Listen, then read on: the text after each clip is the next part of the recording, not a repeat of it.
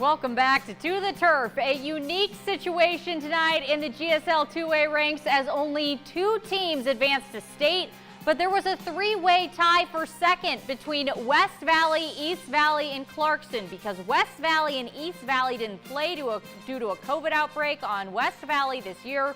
Those 2 teams played in the first 20-minute game. By the way, Shadle Park locked up the 1 seed earlier on this season. Winner of this contest then took on Clarkston. East Valley and West Valley would trade touchdowns to start the game. This run by Diesel Wilkerson would set up the touchdown that tied it at 14 with 2 minutes in the first half. But then both teams would go cold. We're still tied at 14, and Knights kicker and lineman Alonzo Vargas called to win the game with a field goal as time expired.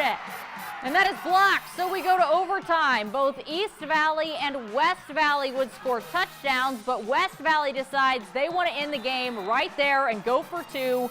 But this is what happens when you move before the ball is in your hands. Obviously, this doesn't work out for the Eagles. They lose 21-19. East Valley, or 21-20, excuse me. East Valley advances to face Clarkston. East Valley beat Clarkston in the regular season. We'll pick things up with another long run from, you guessed it, Diesel Wilkerson. He's got a great, appropriate name. His parents knew what they were doing, apparently. He's going to take this one to the red zone on 4th down. The Knights go for it, and of course, it's in Wilkerson's hands. They go up 7-0 on the game's first drive. Then at the end of the half, Alonzo Vargas with a chance to redeem himself with a 43-yard field goal. And it's a good doink, ladies and gentlemen, over the crossbar. That's good. East Valley takes a 10-0 lead at the half. Clarkston would score a touchdown and trail 10-7, but it all comes down to their final possession, 3rd and 5. Guess who's there? Of course, it's Wilkerson. East Valley advances to state with a 10-7 win. We'll head to a crossover game. If you don't know what those are, basically 2 teams from different conferences play, and the winner goes to state while the loser's season is over. Chiwana at Gonzaga Prep is our contest here. Chiwana would strike first. Quarterback J.P. Zamora scrambles for the 12-yard TD to strike first. 7-0 Chiwana. G-Prep only had 1 first quarter possession. They made the most of it. Ryan McKenna finds a wide open Nick Banky to tie it up. Second quarter, this is going to be a 1-play, 80-yard drive. All McKenna down the sidelines. Yeah, there we go. Bullpups win 34-14, and our other 4A game tonight, Central Valley season ends 21-10 to Richland. Across the state line, Idaho in actual playoffs. We'll start in Coeur d'Alene as they host an Eagle. Second quarter, Eagle up 3-0.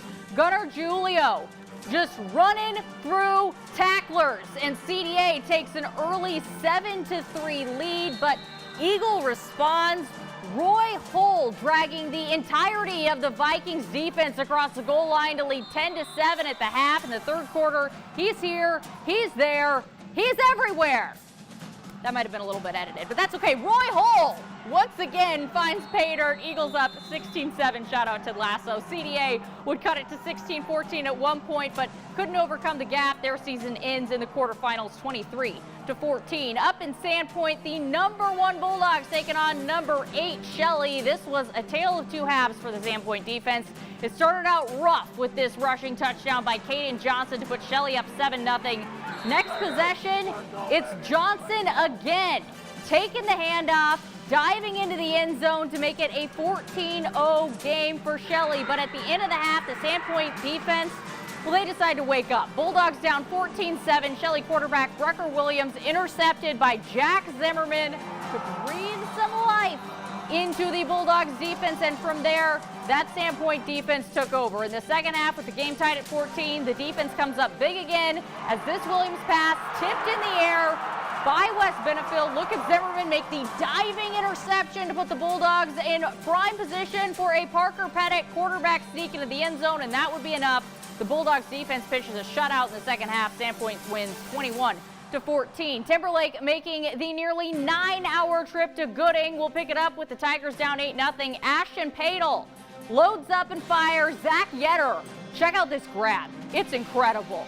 Timberlake would eventually score this drive to tie it up at 8. Gooding, though, takes a 22-14 lead into the half. They would lead 28-14 before Timberlake drives right down the field. James Billingsley Yeah, that's going to make it a one-score game. Fourth quarter now of a 28-21 game. Tigers have a 4th and 9 from the Gooding 12.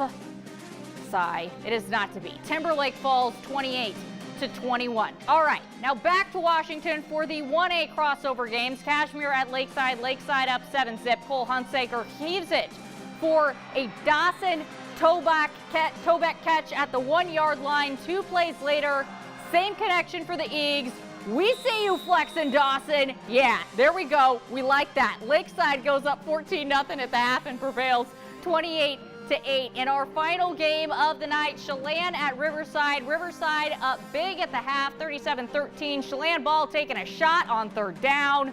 That is intercepted by Jordan Nortz on that possession. Quarterback Silas Ng opts to keep it, follows the blockers all the way to 6. Riverside rolls 58-13. In the other 1A games, Freeman beats Cascade 39-14 and Omak beats Newport 33-28. So Omak and Freeman are going to state. Congrats to those teams for going to the playoffs. We have a full slate of games once again tomorrow, including the big one of the day, Montana State at Eastern. That is a top 5 FCS matchup.